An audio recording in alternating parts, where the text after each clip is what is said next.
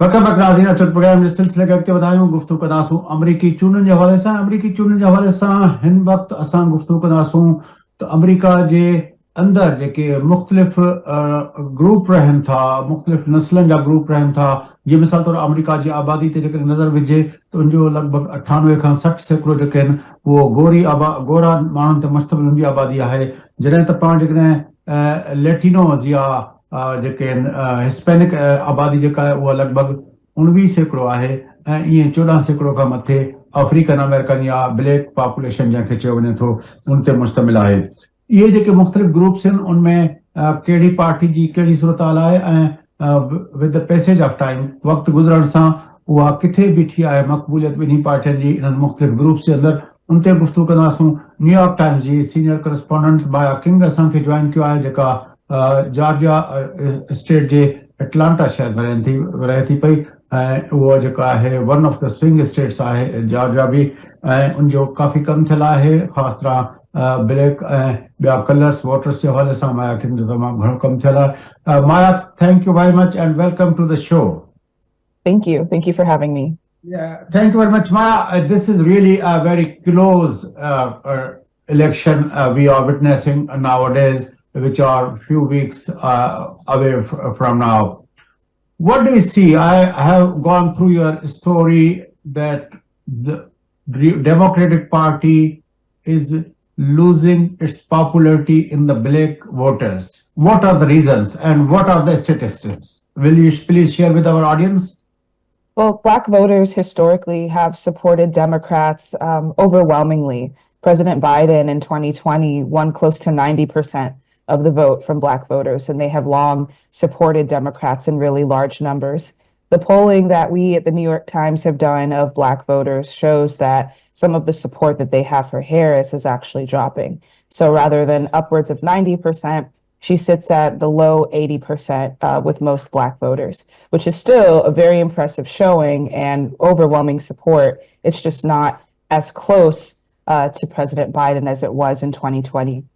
Some of the reasons that they've cited in conversations with us have been frustration with the Democratic Party, feeling like it campaigns in Black communities and talks directly to Black voters every 4 years, but then fails to deliver on any of its policy promises. And some Black voters have also shown an openness to supporting President Trump, saying that they feel like he would be a better choice on the economy and that he would be a stronger leader on the global stage. Do you think that if we compare both the presidencies, Trump presidency and Biden presidency, was there anything happened or a policy shift by the Trump or the Biden that has created this kind of perception in the Black voters? I think it's a perception that exists among most voters right now that the economy is not quite where they'd want it to be. And the Trump campaign has pushed a message that many communities, including Black communities, were better off under President Trump 4 years ago than they are now. That's not entirely the truth, but it's something that I think has taken hold in the minds of some Black voters. President Trump, as president, the one policy that he passed for Black voters specifically was the First Step Act, which was a series of incremental criminal justice reforms. But President Biden and Vice President Harris have touted many other policies, like lowering healthcare costs for diabetics. A disproportionate number of Black Americans do have diabetes, giving more funding to historically Black colleges and universities as well. And also, Harris has put forth a policy proposal geared specifically towards Black men that pushes for funding for historically for small businesses and also for bolstering many of the programs that promote mentorship of young Black men who are early in their careers. Then why this policy, pro-Black policy of the Democratic Party is not working? I think because many Black voters feel like this is what Democrats do every 4 years around campaigns, that they make these promises to them but don't always follow through. So there's a little bit of distrust there, and also just general fatigue and apathy. Then if we focus on the swing states, Michigan, Wisconsin, Pennsylvania, Arizona, Georgia, Nevada, North Carolina, What do you think? What is the situation in these states? Because you are also in Georgia, and it is one of the states where we have percentage-wise very huge black population. 32%, more than 32% of the Georgia comprises on the black voters. How do you see the statistics and your analysis about the swing states? Well, Democrats and Republicans are campaigning throughout these different swing states, and they're going to specific pockets. So in Georgia, Democrats are hoping to boost turnout among Democrats in the metro Atlanta area, the capital city, that has a lot of Democratic voters.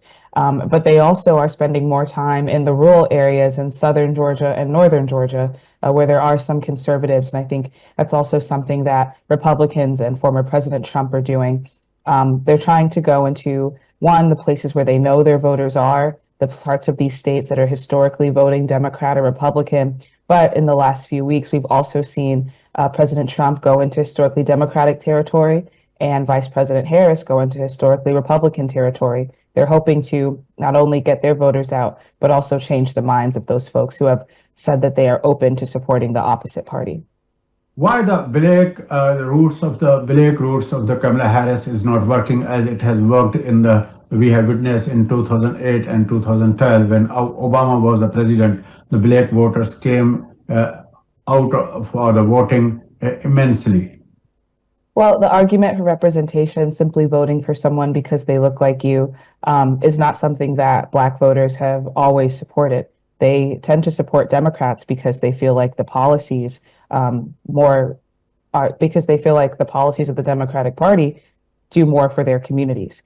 It certainly was an added bonus to have someone like President Obama atop the ticket who would make history and did make history as the first Black president. So certainly there were many Black voters who felt like that was very special to them.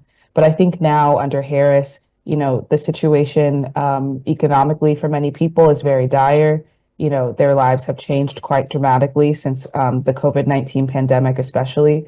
And so, it is certainly an added bonus for some people to have a Black woman atop the ticket. But people that I've spoken to, Democrats who are supporting her, say, yes, it's exciting, but we want her to be a president for all people. Yes, but if we see the other way, Trump is supported by which is called that white supremacist or the white racist and we have witnessed the George Floyd case and other hatred kind of incidents throughout. And during his presidency, even he has encouraged supported that supremacy mindset. Don't you think that the Black voters or the Latino voters feel that Trump is actually not a guy who should be the president for all people? Some do believe that, absolutely. And I think that's why Harris still has upwards of 80% of Black support, because still an overwhelming majority of people of color do not really agree with a lot of what President Trump is saying. However, I also have heard from some people who say that they are ignoring the former president's racism, that they feel like even though he says things that are offensive and that may offend people in their communities, he is a businessman and someone who will deliver economically for them, regardless of their skin color.